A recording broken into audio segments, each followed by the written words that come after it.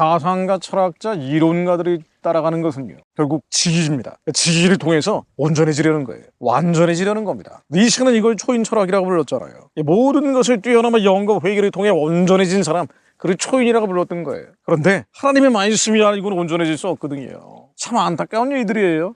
놀라운 천재들이 온전해지려고 몸부림쳤는데 말씀이 아닌 다른 방법을 찾았기 때문에 결국 세상신과 접해버리고 마는 겁니다. 20세기 철학자 가운데 온전해지려고 몸부림쳤던 대표적인 사람 꼽자면요, 20세기 3대 천재 중에 한 명으로도 거론되는 비트겐슈타인입니다. 비트겐슈타인은 언어 철학을 완성한 사람이라고 하는데, 뭐냐면요, 말로 표현할 수 없는 것은 말하지 말라는 거예요. 우리의 세계는 결국 말로 표현할 수 있는 세계라는 거예요. 우리가 비유하자면은 기도를 할 때도 말이죠, 언어로 정확하게 하나님께 올려드릴 수 있어야 되는데 만일 언어로 표현할 수 없다면 그 기도는 유산되고 유찰될 수밖에 없다라고 비유할 수도 있습니다. 그래서 비트겐슈타인은 언어의 한계가 곧 세계의 한계다. 세계는 사물의 총합이 아니고 말로 표현할 수 있는 것들의 총합이다. 철학이라는 것은 생각을 논리적으로 표현할 수 있는 것으로 정리하는 것이다. 사다리를 타고 올라간 뒤에는 사다리는 버려버려라. 말이 참 그럴싸하죠. 그러니까 이 말을 정확하게 할 수 있어야 된다는 거예요.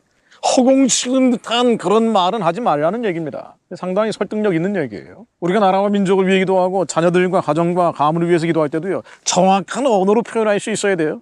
마귀들과 대적할 때도 말이죠, 이 마귀들의 이름을 정확히 불러야 됩니다. 21의 원 예수 그리스도로 명하노니 떠나가이치으나, 아합의 원 예수 그리스도로 명하노니 떠나가이치으나, 정확하게 네이밍을 해야 돼요. 이름을 붙여야 됩니다. 말로 표현하는 게 너무나 중요하다고요. 근데 이 말로 표현하는 것이 온전해지는 것인데, 그 온전함이 이르는 길은 말씀 외에는 없거든요. 하나님의 말씀만이 순전하고 순결하고 완벽하기 때문에.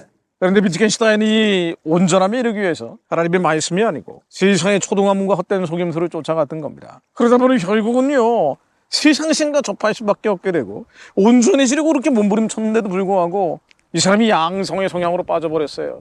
동성애 빠를 들락날락거리면서 나는 왜 이렇게 한계가 많을까 항상 자기 비탄을 하고 자기 정죄를 하면서 결국 젊은 나이에 죽은 사람입니다. 자, 비트겐슈타인 얘기를 왜 했냐면요, 우리가 두 가지 포인트를 찾을 필요가 있어요. 첫 번째는요, 그리스도인들도 온전해져야 된다는 거예요. 세상 사람들도 온전해지려고 저렇게 몸부림칩니다. 그런데 왜 그리스도인들은 온전해지려고 하지 않죠? 예수 믿고 구원받았기 때문에 천국이 보장되어 있어서 나의 죄와 불법과 허물이 여전히 있는데도 불구하고 온전해지지 않으려고 합니까? 아니죠.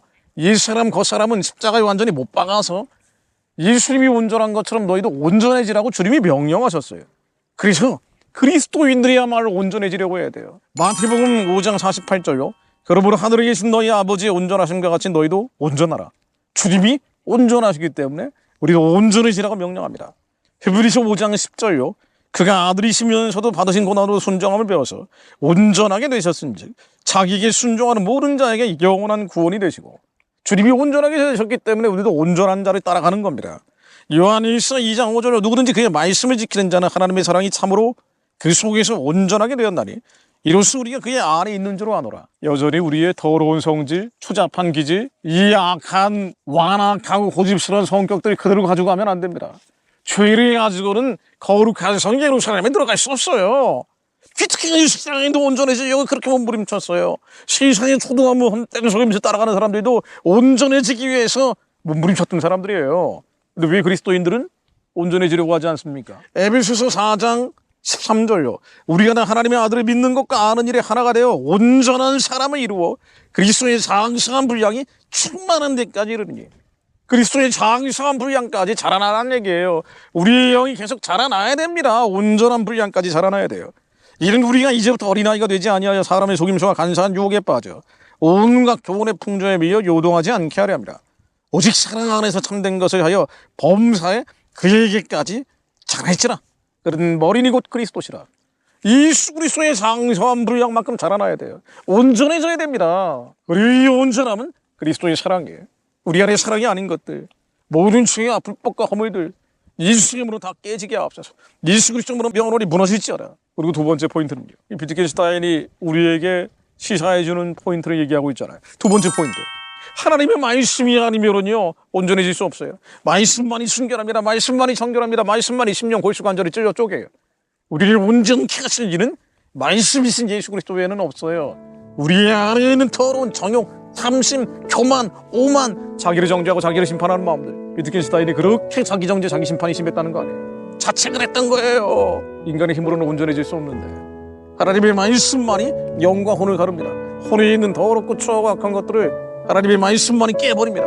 말씀만이 완벽하기 때문에 이 말씀이 육신이 되어 이 땅에 예수 그리스도로 오신 거예요. 하나님, 저희들 입술에서 하나님의 말씀이 떠나지 않게 하옵소서. 이 말씀으로 쫄이는 자를 되게 하옵소서. 말씀으로 이기는 자를 되게 하옵소서. 말씀으로 승리하는 자를 되게 하옵소서.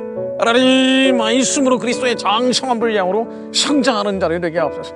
그렇게 온전한 자를 되게 하시어 세상의 빛으로 소금으로 주님이 우리에게 맡기신 십자가의 사명 감당하는 자를 되게 하옵소서. 예수 그리스도 이름으로 이렇게 주님께서 우리에게 맡기신 십자가 사명 감당하는 자를 되게 하옵소서. 예수 그리스도 이름으로 기도드립니다. 아멘.